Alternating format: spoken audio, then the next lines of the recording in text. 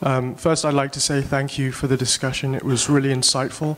And my question is almost an extension of the point I think you made, Nadia, about what can we do for women in these kind of struggles and these kind of conflicts. I mean, often we sort of see this cycle that starts with almost the weaponization of religion as an ideology and results in sectarianism and even sectarian violence in many situations. And I was wondering more broadly, how can we go about breaking this cycle in a sense and preventing it getting to the point of sectarianism? I mean, I don't know if it relies in more religious moderation or what the solution might begin to be or what we might think about it.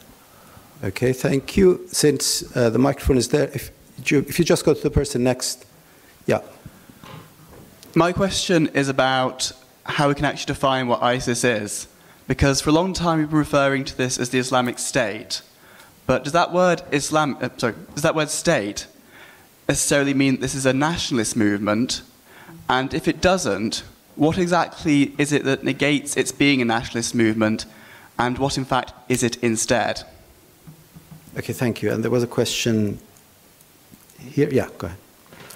Well, mine is an open question. I often hear people say that Islamists or jihadists like co-opted the Arab Spring. I remember the Arab Spring. There were more radical right-wing forces there from the very beginning. So my question is, how should we analyze jihadism as a revolutionary ideology, and how should we analyze its emergence to a more dominant role in the Arab Spring, whereas before it was marginal, if at best? Women's liberation has been so much part of this whole project of, controlling. Well, it started in Afghanistan, very much so, but also Iraq and, the Muslim world in terms of this clash of civilization. And there is a problem that, of course, the louder Western politicians who are very hypocritical in their implementation of UN resolutions and policies more generally, the louder they shout women's rights in those countries while they're sitting in London or New York, the greater the backlash there is. And the more, in places like Iraq, we have seen that post-2003, people who, historically would have been very much committed to women's education, to women's political participation, and Iraq had a long history of that, and even a history of secularism. But in that context of an invasion, of an occupation, of course, there is a reaction, almost a resistance to Western imperialism, particularly cultural imperialism, but also military imperialism, very much then works through women and gender relations. It's like the most symbolic thing, but it's also the most material thing that's been used. I mean, it's not a thing, but...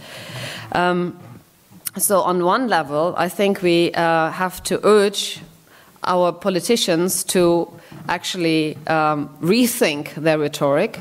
Of course, we also have to urge them to rethink their expansionist military policies. But at the same time, I personally think that given that Iraq has been invaded and was under occupation, and given that the occupation I hold responsible for many of the problems, I don't think it's good enough to just wash off your hands. I mean, I do think there is responsibility.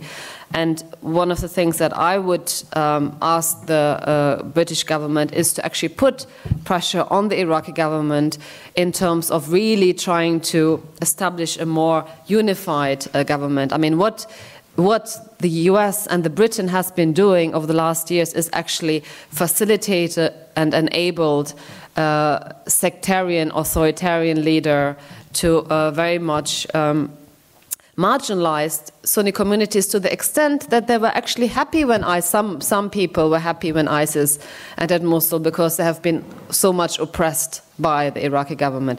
But in terms of specifically on women, I think it's always important to make links to local women's organizations. However, we cannot, of course, essentialize amongst the women's organizations that I'm aware of in Iraq, there will be very, very different views of what need to be doing. There will be some women's organizations that would ask for military intervention, others won't. So clearly we also have to then sort of align our own politics with the organizations. But I have to say I've become much more humble about what I think is right, since sort of knowing that whatever we decide here or what we think we so firmly know has a real impact on people in Iraq. Right. Charles, I think the second question really... Yes, on the second question, in terms of the state, I think it's a good question, because in some ways when you look at not just ISIS, but you look at many 20th, 21st century Islamist movements, you could argue that all of them are in some ways products of the nationalist imagination. It doesn't mean to say that they necessarily adhere to the nation as defined by the Arab nation or whatever, but their terms of reference are very much that of nationalism. Identity boundaries, policing them, using women often and the bodies of women to mark the difference between them. And it's quite difficult to sort of tell the difference between, except for the content, the difference in form. So in that sense, I think ISIS is not a nationalist movement, but it has many of the, it shares much in common with other nationalist movements you've seen elsewhere. The second thing that I think is important is that when you look at the way they organize themselves, they take pride in the creation of a modern state. They take pride in the fact that they are replacing the failed state in Syria, or the evacuated state in Syria. They take pride in the fact that they're replacing the state of Iraq, which they call that belonging to Baghdad, with a state in the other. They take pride in the administration, the distribution of goods, the administration of traffic regulations. So even in the imaginative structure of the state, that looms large. And it's quite interesting because there are some Islamist organizations, 20th, 21st century, who really shied away from that term state, particularly in Arabic, dawla. Dawla has all sorts of problematic connotations of dynastic rule and so on. And so they even think that the very term dawla is somehow contaminated because it brings with it a logic of the modern state, which they want to try and avoid. And in some ways, although they call themselves the Caliphate, and that may be a response to it, this organization thinks of itself as a state. So in that sense, it shares a lot with nationalist movements, both in its territoriality, that it must exert territory, which has a political economy aspect to it, in terms of its imaginative structure of how you define the boundaries, but also in its organizational, institutional structure, in how you set up the administration of territory. So in that sense, therefore, the ISIS is a would-be state in the making, and for that very reason, as I said, it makes itself very vulnerable. Yes, do you want to add? Yeah. Yeah. I think in the Arab Spring, in Middle East, we don't have anything called left and right. We have left, but we don't have right. We have left and we have the Islamist. I never heard of the Conservative Party or Tories in any of the Middle Eastern country.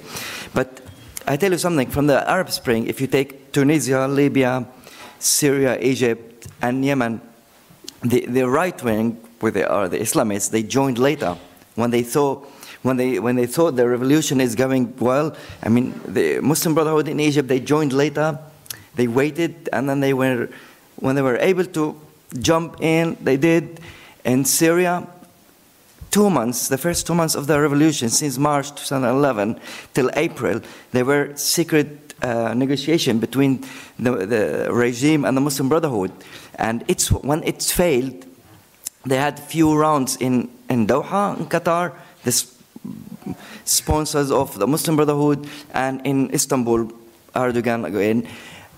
And when the Assad promised them some position, give them some of the cake, little piece of the cake, but then Assad, he knew if he gave them, like, he's gone, because his structure would break up.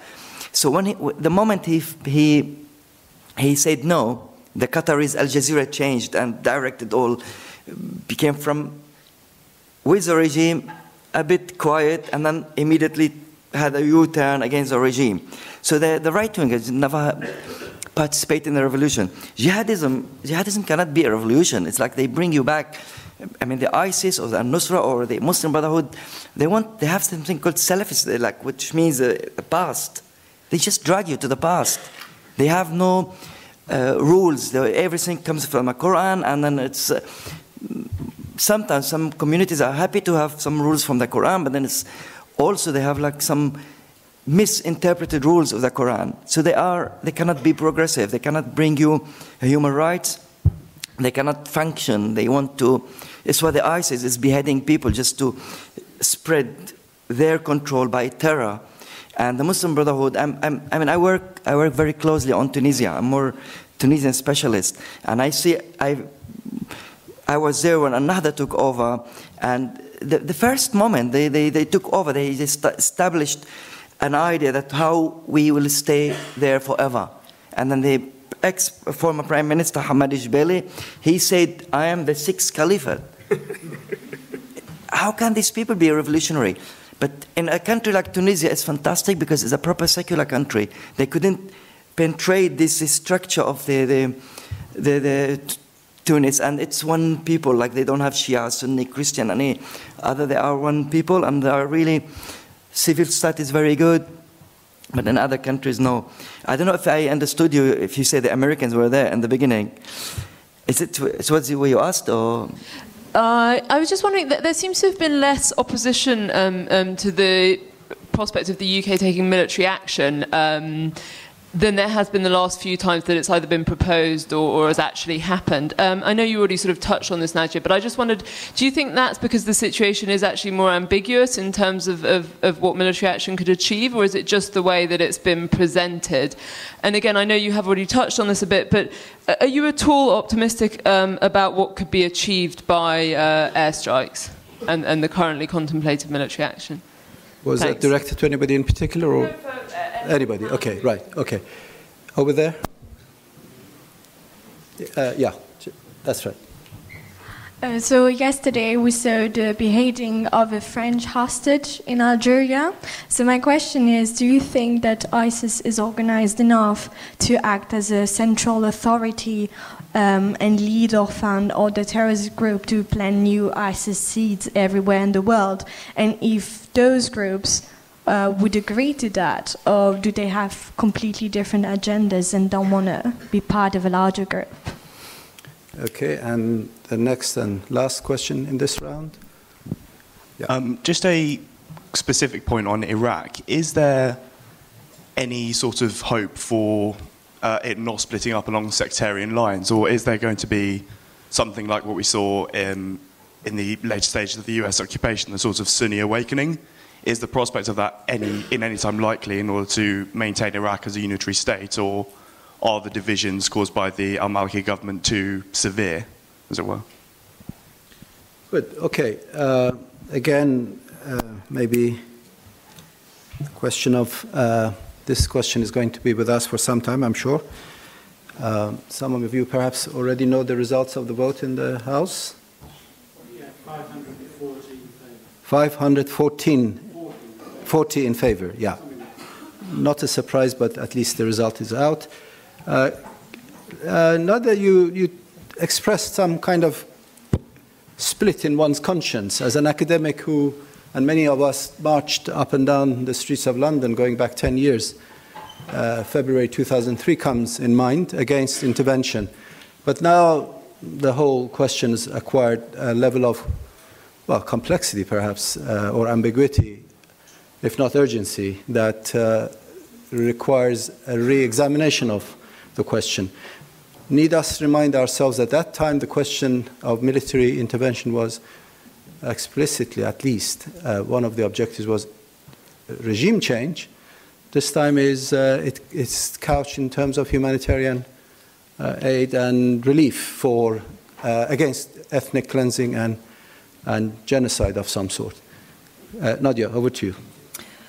Well, I want to make it very clear that I haven't all of a sudden overnight become a promoter of, military intervention. I think that's sort of a bottom line. But while I was very sure in 2003, although even at that time I had some relatives in Iraq who were for military intervention, I still felt for myself being here that that was not the way, and I saw alternatives. I mean, at the time I did see that there were other ways to deal with Saddam Hussein. My problem right now is, and I wouldn't come out publicly and say, But I'm just expressing, and I'm taking a leap of faith here, that I have doubt for the first time. Because my problem is that I can't think of,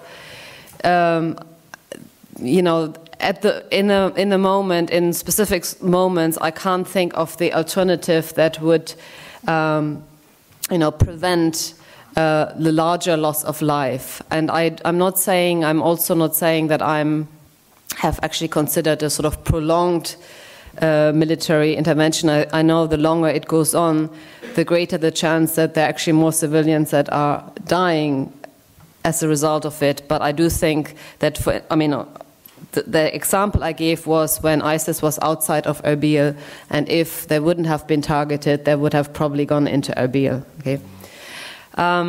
But yes, I mean, the question is, what else can we ask for? Arming, militias, arming the Kurdish Peshmerga. I mean, I have to say, I'm a feminist, but I've never actually advocated women's sort of role in the military. But for the first time, I sort of was secretly cheering the female fighters of the PKK who were taking on ISIS fighters, but also crucially were taking on their all-male colleagues. I mean, I've seen some interviews and they were very sort of critical of them. But the problem is, you know, we give arms, and what is happening to the arms once maybe, you know, ISIS has been contained? I know that these arms are then going to fuel again the sort of sectarian or the tensions between Kurds and Arabs. As just very quickly, in terms of sectarian state, is there some kind of alternative? I mean, historically Iraq could not just be identified in terms of sectarian ways. Historically, there were lots of what we call sushi weddings or partnerships between Sunni and Shia, and that was very common.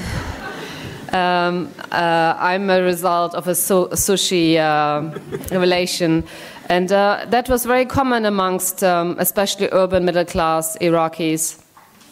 But that's become much more difficult, and I think right now, I think that sectarianism, I don't think it has ever been so deep than it is now. I mean, even at the height of the sectarian tensions in 2006, 2007, I think it was more the militia, but now it sits really, really deeply. And for the first time, I am personally, for me, the main thing is not anymore whether, you know, Iraq can stay as one unity. For me, the main thing is how can the violence stop in whatever form and shape. Good. Charles or Ghias? Can I just briefly, I think that the first question is related to the last one in many ways. That is the notion of military action. I think that, and I would agree with Nadia, that one could argue that there were short-term needs for quite decisive and dramatic military action. The march on Erbil, the danger to the rest of Iraq by the holding of the dam, and therefore what might be done with it, the violence against people in the Jebel Sinjar, and indeed one could argue, although that doesn't really affect what's going on in Iraq, and therefore not the British contribution to it, the cutting of the revenue flows through the destruction of the oil fields and refineries in Syria. So those are all, if you like, immediate ways of trying to restrict the reach and the danger and the violence of this organization. But then the longer term or the medium effects of that carry the danger that I talked about, that the cement that holds the non-ideologically committed to this organization is a cement of resentment, of a feeling of violence. And if you looked at Iraq, which of course the Iraqi government tried people not to look at Iraq too much in the year before the capture of Mosul, you know, for nearly a year, the Iraqi government had been bombarding Ramadi and Fallujah in particular, indiscriminately. It wasn't military targets, they just surrounded it. They didn't want to go in because they didn't want to fight anyone, and they bombarded it. So you can imagine the resentments that began to create, which created one of the bases for people to adhere to even such an extreme organization as ISIS. So clearly one of the dangers of bombing from a great distance, however precision bombing it may be claimed to be, because we know it never is of course precisely to, not to enrage ISIS more, because they are already enraged, but I mean it's really, I suppose, to you're actually creating the cement to feeling that this is a population that you can do anything with, and they'll be bombed by your foreign allies, they'll be bombed by, so clearly that is the medium longer term danger. So what one's looking for is the point that was made towards the end, which is about can Iraq ever get back together? And I agree with Nadia as well. One should never be sentimental about countries because they're never sentimental about you. So why should you be sentimental about them? So you have to think, is it actually delivering a better life? And there's some quite interesting aspects of that in Iraq, is that in the last 2 years before the capture of Mosul, the governor of Mosul, Najafi, who hated Maliki, and they both hated each other, mutual loathing, because Maliki had engineered for his palace to be burned down, which isn't a very nice thing to do anyway. But I mean, it was part of that. He had been, up to that point, a ferociously Iraq Arab supremacist.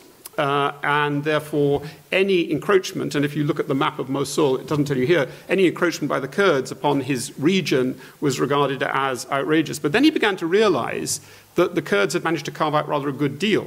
And so he started, quite unlikely, to talk about federalism, to talk about devolving power from the center. Of course, that was just as poisonous to Maliki as his previous behavior. But what it means is that, and one could argue the same language goes on in Basra, where you realize it's not a sectarian question, it's about attack on the center. So one of Maliki's problems, not only was he sectarian in one level, he was also a deeply centralizing person. His model of the state was that of Saddam Hussein.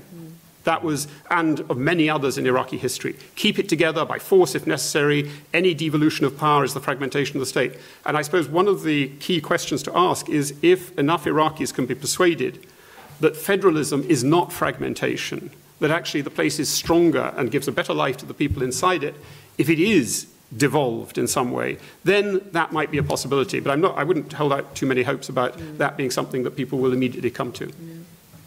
I just want to add to what Charles said. I think airstrikes is a bitter choice for me. I'm anti-wars, but there is no other way now to contain, temporary to contain the ISIS. But I don't trust what is going on. I can't see a plan, a strategy. And I'm very concerned that part of this campaign is one of the people who really fund terror, like Qatar. How can Qatar be a part of this coalition? Qatar is the main terror funders and supporters in Middle East. And Saudi Arabia, it's where the terror started. It's where the terror was created in the 1980s. So, I mean, if the US is really serious on Britain, is going to maybe to vote today, I don't know the result. If they are serious about containing terror in the Middle East, they have to contain Saudi Arabia and Qatar, and also the Kuwaitis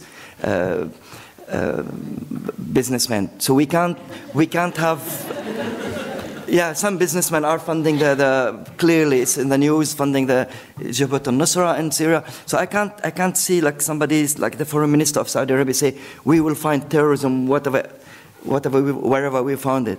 It is in Riyadh. It is in Doha, and we have to tackle this. We cannot have double-sided, and the ISIS will get stronger and stronger if we don't tackle these two issues. Okay, thank you for that. Let me go right to the back. There's a hand up there. Yeah, the lady right at the back. Yes, that's right. Yeah. So just to follow up on what you just said, how do you propose to contain like governments like Saudi Arabia, Iraq, Kuwait, and Qatar? Like, how's that a solution to ISIS? Question up there. Yeah, behind the column. Yeah. Yeah, I have maybe a little unorthodox question, but why should we contain ISIS? I have not understood. Sorry, why should we? Why should we limit or try to impede ISIS? Why not let them be and see what they have to offer? I mean, apparently Iraq did not work. Do you want to try? No, I'm not. I'm sorry, but apparently Okay, well, that's Iraq, a serious question. Okay. It is a serious question. Anybody from this side? May I continue 2 seconds? Iraq has not worked before. Apparently, there has been discrimination against women and minorities before ISIS. And oil revenues, they will have to export and continue. So why not wait and see what kind of state they have to offer? Okay, we got your question, yeah. And on that side, that gentleman there.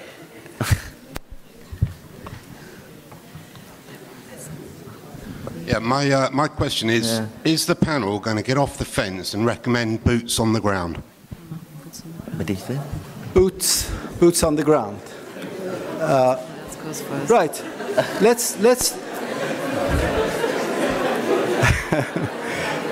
let's reverse the order. This time we're starting with Ghias, and then I think how do we contain the terror coming from Saudi Arabia and Qatar? It's very easy. I mean, these countries they all act the way the US want, and it's very easy.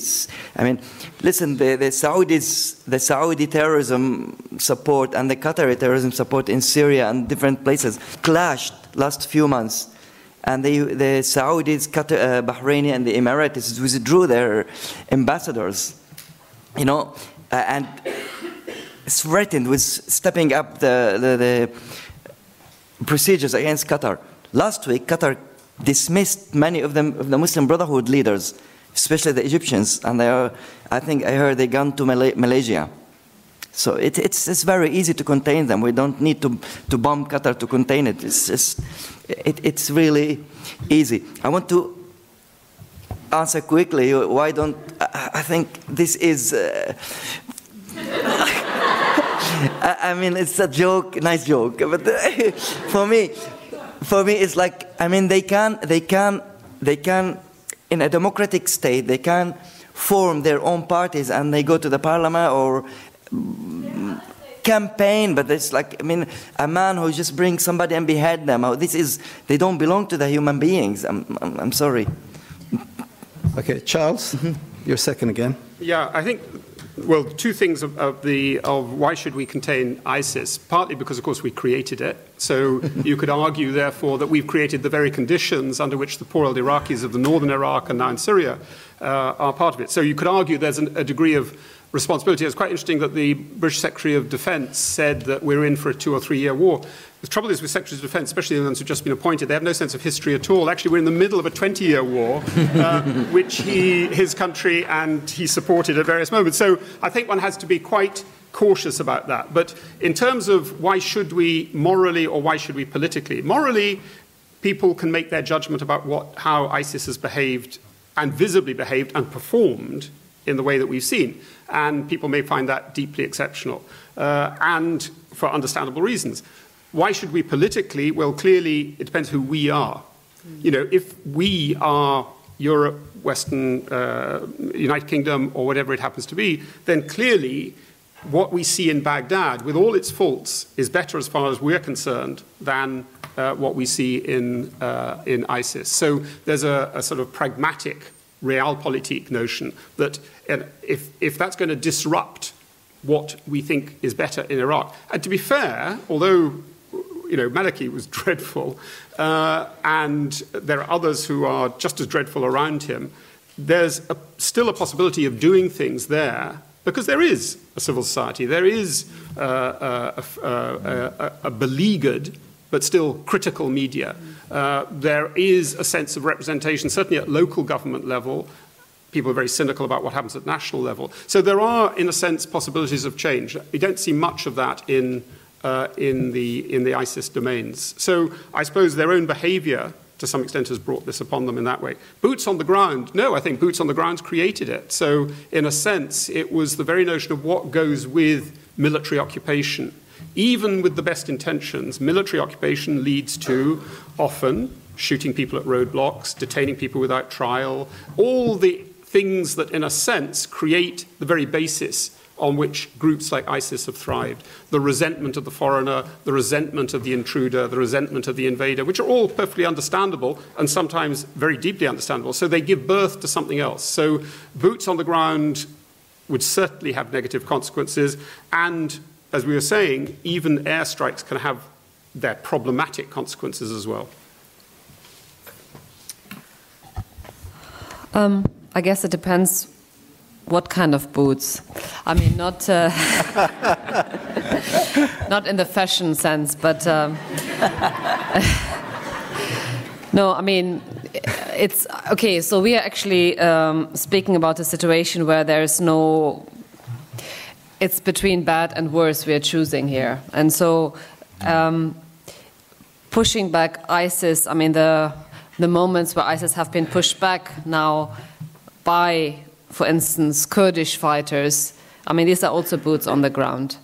And I guess really in terms of the possibility to contain ISIS without all these repercussions, you know, if these boots are produced in the US or in Britain, has to come from more local boots production. I mean, that's, of course, that has, you know, its own problems and threats, but I think that's the only way really to contain it. I mean, I have to say it is very, I don't quite buy, I have to say, Ghias's sort of story in terms of Maliki, you know, sort of being partly or having sort of created, of course, Maliki has created ISIS because, or contributed to the creation of ISIS because of the sectarian authoritarian policies. But I don't think that, you know, Maliki and the Iraqi army were kind of more wittingly involved. I mean, that would put too much credit into Maliki. But I think, you know, it is really, really also very surprising after being one of the most militarized countries in the region, again, after 2003, that the Iraqi army wasn't able to do anything else. Now, in terms of why we should contain ISIS, yes.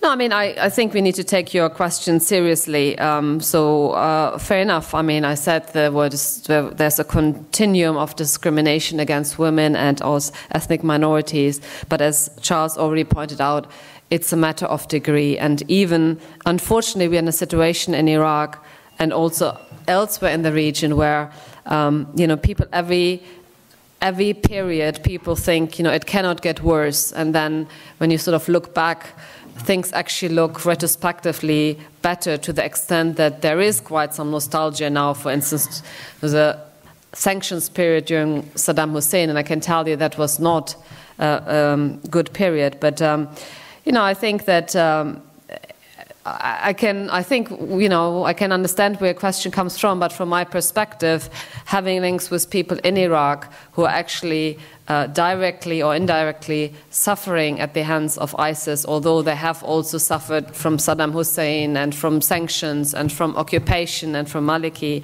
This is really proportionally, I mean, it's a totally different level of it's a genocide that is happening in terms of religious minority, as I say. I mean, I think there was still some hope that Christianity could live in Iraq. I'm not sure anymore. The way Yazidis have been targeted, the systematic kidnapping and targeting of women, I think it's really too easy for us to either come up with kind of sort of liberal or, you know, let them be, or I think also knee-jerk, leftist, anti-imperialist, well, we cannot do anything because, you know, it's imperialism. I think we need to, if we are serious about caring about people in Iraq and Syria, then I think our involvement and our replies have to become more nuanced and thoughtful. And even if we come to the same conclusion that, you know, military intervention is not the right thing, I think it's too easy to just say because we are anti-imperialist. I mean, I think often in these knee-jerk reactions, what is left out are actually the people who are suffering the most in it. Good. I'm going to go for one final round of 3 questions because we are approaching 7 o'clock. So one question here, one here, and one right at the far end. So please. Hi, thank you very much for the talk. My question was about Jordan and to what extent the Jordanian dictatorship could be in danger because of the advance of ISIS, and also whether we could analyze the last expression of the Israeli-Palestinian conflict in relation to the ISIS advance, or whether there are 2 completely different issues that need to be looked at on their own. Thank you. And this gentleman here. Thank you. My question is to Mr. Ghias Aljundi. You concluded your speech with saying that the solution to ISIS problem and to Syrian crisis in general lies in the removal of President Assad's government. However, don't you think there may be a danger of Syria turning into another failed state, the likes of Somalia, Afghanistan, Libya. Well, and a second part of my question is, you mentioned secularism, or rather non-secularism of Assad government, and using it as an example, various like ethnic and religious minorities in Syria, like Armenian community, for example, which shows that before the civil war started, actually those communities, they enjoyed much more secure life and much more freedoms than obviously now. So what's your take on that? Thank you. Okay. Thanks. Yeah. Thank you so much for all of your interventions. I just have a very short question. My question is, how is it possible to talk about the situation that we are talking about without talking about another very much similar regime to ISIS, which is the State of Israel? And in which way does the policies of the State of Israel influence the situation in the ground? Because I've heard, and there are rumors that there are connections between the Zionist regime and in the creation of ISIS. So if you could elaborate on that. Okay, thank you. Right, we've had our 3 questions. Now we have a few minutes, and I'm going to ask our panelists to answer those 3, starting with Ghias. Yeah, thanks for the question. I want to answer you very briefly. I think Syria is now a failed state. Yes, it's not. The state is not functioning. Even in the places where the regime control, which I came from, Tartus, it's where his supporter come from, it is not functioning there. It's the level of corruption, mafia. In Tartus, we have the Shabiha, the regime supporters, above the law, everything. The regime is not secular. I tell you something, there is, after the Iraqi war, the regime brought all these Tunisian, Libyans, Egyptian, Algerians, and get them to, and then train them and send them to Iraq to do car bombs and suicide bombing. And when they came back, he arrested them. And he trained them in Sidnaya prison. It's very famous. He trained them in Sidnaya prison, brought them imams and make them fundamentalists, released them to do some work and for some jobs in Iraq. And then I give you an example. When the Danish embassy in Damascus was burned after the caricature, the cartoons, Muhammad cartoons, he released them. And in Syria, I lived in Syria, you can't do anything. We have 17 apparatus, Secret Service apparatus. The regime knows everything. So he released them, and they burned the embassy, and they came back, and he detained them. This Islamist rebelled, and there's a massacre in Sidnaya prison in 2008 where he killed 200 people, at least, because they fed up with him. He released them, imprisoned them. I want to go back to the communities, the Armenian community and stuff. Syria historically has a tolerant, because we have a big number of Christians and Ismaili, Alawite and stuff. So people lived historically together. Assad divided. We have the prime minister has to be Sunni in Syria. The few ministers have to be Christian and Ismaili. In the army, there is one Ismaili marshal field and stuff. Anyone of the minorities, the Armenian or the Christian or the Druze, anyone who spoke a word against the regime, he either killed, imprisoned, or detained, or disappeared. He supported you as long as you are silent. You don't rebel, you don't criticize. This is a support. And he had a clear, in the policy, in the constitution, there is a clear division between the sects. It's very clear. And he made people fight, hate each other. It's disaster. Thanks. Thank you. Nadia? Well, just quickly on the Israel-ISIS comparison. I mean, okay, on a very sort of, more sort of abstract level in terms of right-wing, fascist, expansionist, using religion as an ideology and justification, of course, there are parallels. But I think that we also have to be, very careful in sort of looking at the very different contexts and practices. But I think in terms of the relationship in terms of creation, of course, historically, Israel, Palestine, the atrocities, the ongoing atrocities against Palestinians have, of course, been one of the main sources of anger, of frustration, of feeling that Western governments are double standard and hypocritical. So I can concede there, and we know that, and it's not something that I think that needs to be addressed, obviously.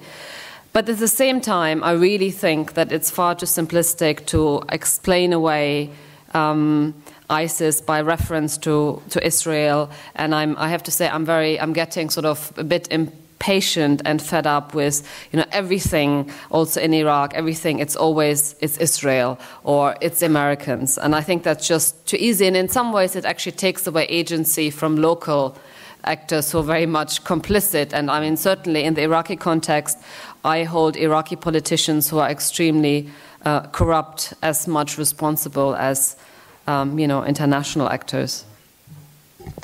Yes, it should be said on that the Iranian state propaganda agency went into overdrive, and we now discover that Abu Bakr al-Baghdadi is actually called Simon Elliott and a Mossad agent. But one has to be wary of the sources those come from. But I agree very much with what Nadia said in that sense. On the Jordanian question, I think it's an interesting one because in many senses Jordan has often profited, as I talked about the rentier state, it's profited from what you might call strategic rent. It's not a rich country, it doesn't have oil, but it has massive capacity to mobilize external rents from great powers that don't want to see it disappear or find it a useful buffer. So in some senses, Jordan is benefiting from this. The Jordanian government is benefiting from it because they are seen as the Kurds on the other side as being the bloc against ISIS. It doesn't mean to say that there aren't people within Jordan who might sympathize with ISIS, either openly, and that we didn't answer your question, but I think it also echoes that notion that if you're a protester in Amman and you don't like the tax regime and you don't think much of the king and you despise the local governor,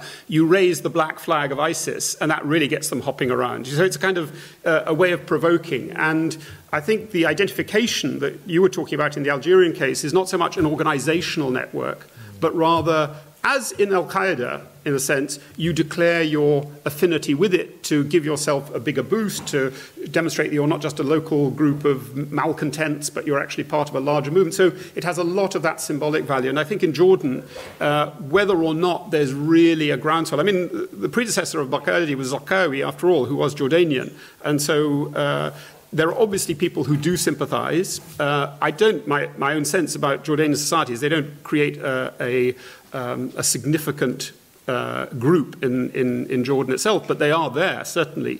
But the strength of the Jordanian state is being boosted daily by precisely its perception as somewhere that it's worth paying strategic rent to. It is another rentier state. One rentier state confronts another.